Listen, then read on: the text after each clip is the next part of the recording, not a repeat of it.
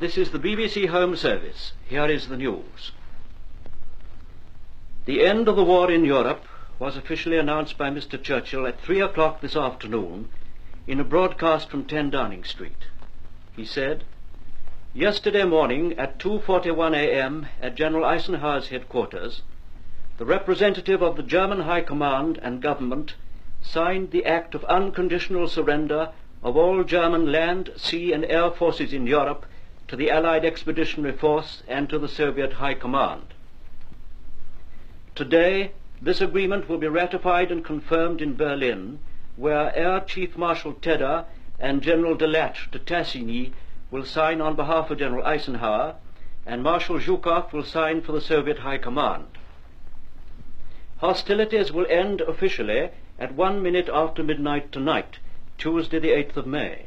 But to save lives, the ceasefire began yesterday to be sounded along all the fronts, and our dear Channel Islands are also to be freed today."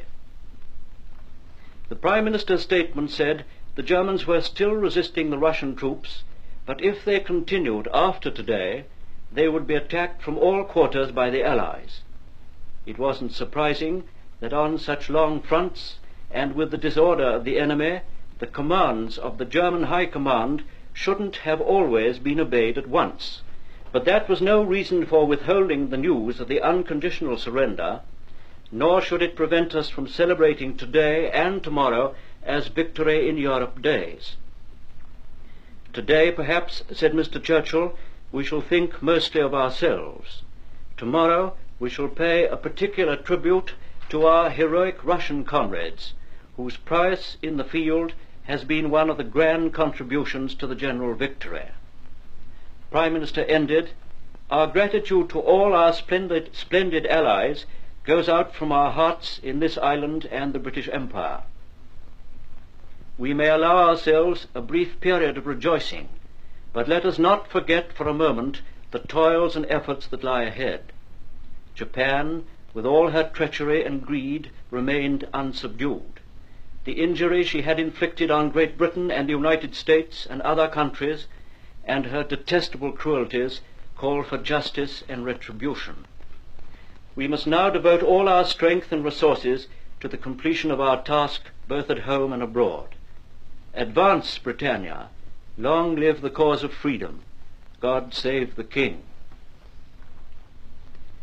From Downing Street, Mr. Churchill, escorted by mounted police, drove down to the Commons through one of the densest crowds Whitehall has ever seen. It was 3:30 when the Prime Minister, smiling broadly, entered the tensely waited House to be greeted by a mighty roar of cheers. The House was full, and members jumped up, some of them onto the benches, and waved their order papers, while people in the side galleries and the strangers' gallery got up to join in the thunderous welcome. Mr. Churchill repeated the official statement of the surrender of the German forces, and at the end of it there was another great cheer for him.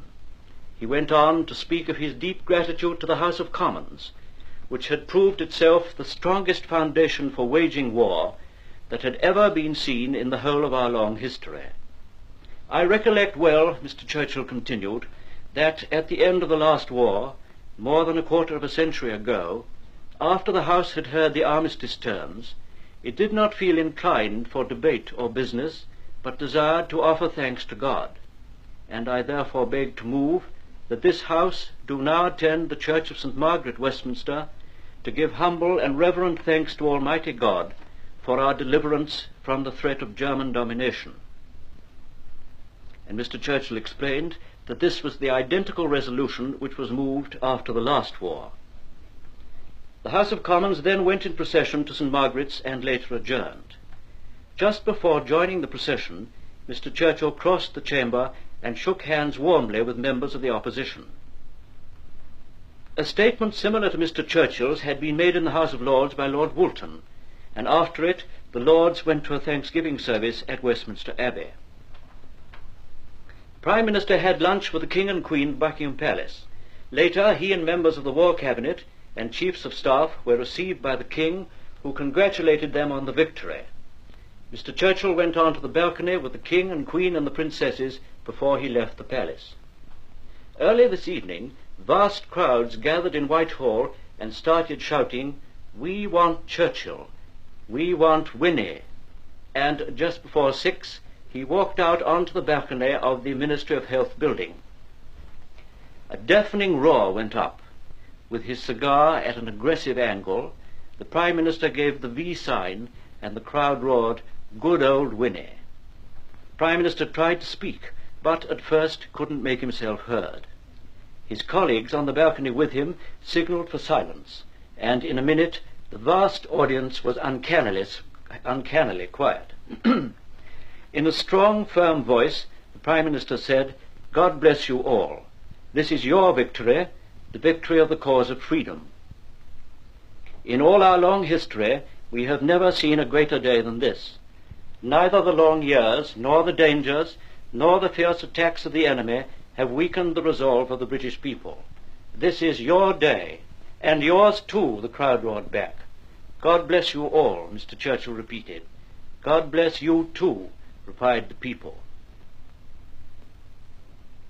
Mr. Churchill's broadcast this afternoon was clearly heard in places as far away as New Zealand, Barbados, and Montreal. While he was speaking from Downing Street, President Truman in Washington was broadcasting the surrender proclamation to the American people. "This is a solemn but glorious hour," he said. "I only wish Franklin D. Roosevelt could have lived to witness it." The President went on to stress that victory over Japan still had to be won. There must be no let-up in America's effort.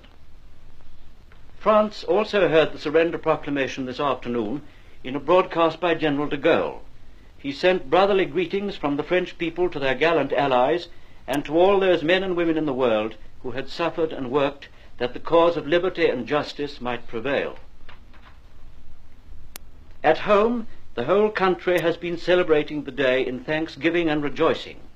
The thousands of Londoners who made a night of it last night were joined soon after daybreak by many thousands more, and by 9 o'clock dense crowds were converging on Whitehall, Westminster, and Buckingham Palace, as well as eastwards to St. Paul's, where a special Thanksgiving service was held at noon.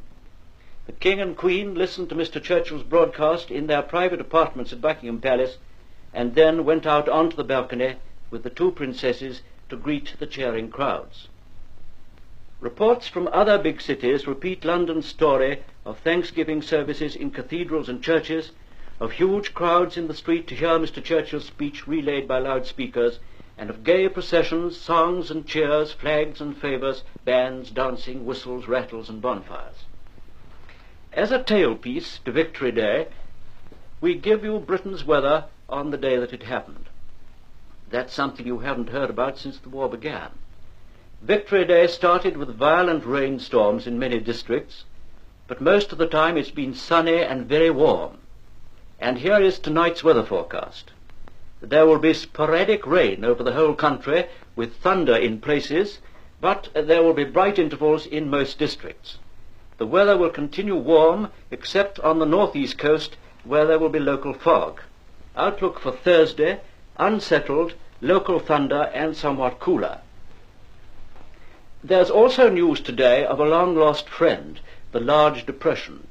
It's turned up again between Ireland and the Azores, where it's reported at the moment to be almost stationary.